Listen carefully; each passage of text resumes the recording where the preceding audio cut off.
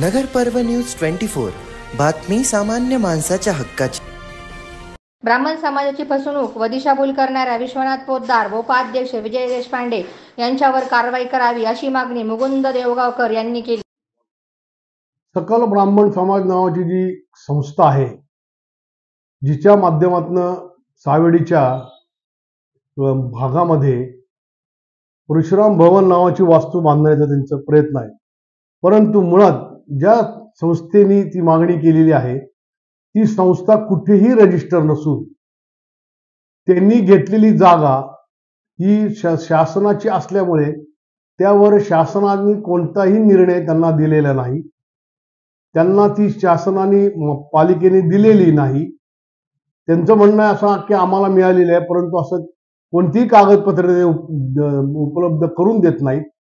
तसेच सदरची संस्था ही अस्तित्वातच नाही, तर ती कोणत्या हक्काने शासनाची जागा मागू शकते, जी जागा शासनाने कोणालाही आज तागायत दिली नाही।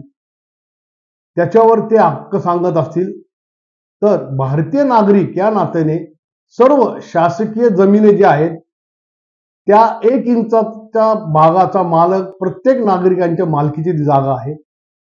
जर शासनाला ती द्यायची असेल तर त्याचा तसा ठराव करून अधिकृतरित्या निवेदन करून शासन त्याच्यावर हरकती मागवतं, त्यानंतर तो निर्णय घेतला जातो। परंतु यामध्ये कोणत्याही कायद्याचं पालन केलेलं नाही दिसून येत आहे, धडधडीत दिसत आहे की हा गुन्हा झालेला आहे। त्यामुळे शासनाची फसवणूक, जनतेची फसवणूक ह्या सर्व संस्थेनी, काल्पनिक संस्थेनी, बेकायदेशीर संस्थेनी केलेली आहे असा माझा गंभीर आरोप आहे।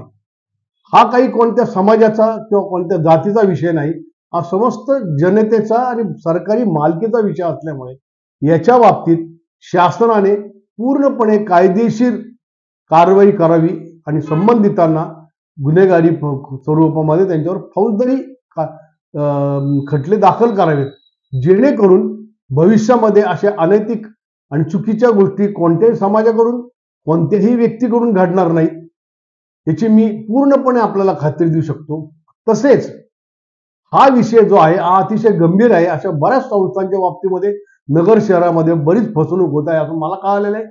आणि ह्या आता परशुराम भवन असं कोणतंही भवन, धार्मिक भवन कोणत्याही शासनाच्या जागेवर बांधण्याची कायद्यानुसार परवानगी नसताना हा जो खोडसाळपणा झालेला आहे त्याबद्दल शासनाने कडक कारवाई करून संबंधितांवर गुन्हेगारी स्वरूपाची कलम नोंदवावी। ह्या बाबतची सगळी कागदपत्र माझ्याकडे उपलब्ध असून या बाबतीत आम्ही ही सगळी चॅरिटी कमिशनरांकडे आम्ही सबमिट केलेली आहे। ऑक्टोबरच्या मध्यास आमची त्या बाबतीत सुनावणी आहे। तरी जनतेने, सरकारने या बाबतीमध्ये अतिशय बारकाईने समाजात घडत असलेल्या विचित्र आणि चुकीच्या आणि गुन्हेगारी स्वरूपाच्या घटनांकडे लक्ष द्यावे, जेणेकरून सुदृढ समाज आणि सुदृढ शासन व्यवस्था निर्माण होऊ शकते। ही घटना घडत असताना संबंधित सावेडी भागामधल्या त्या ठिकाणी तेथील समाजातल्या लोकांकडून कमीत कमी 7 ते 8 लाख रुपये गोळा केलेले आहेत।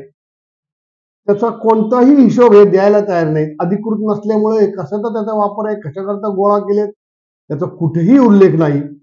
याचा अर्थ त्या समाजातल्या लोकांना, ठराविक जी मंडळी आहेत तीच त्या समाजाला बदनाम करीत आहेत।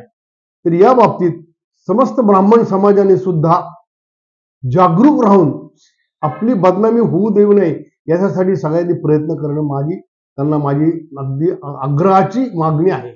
या बाबतीत सर्व समाजाने सुद्धा सावध भूमिका घेऊन आपली कार्यप्रणाली चालू ठेवावी।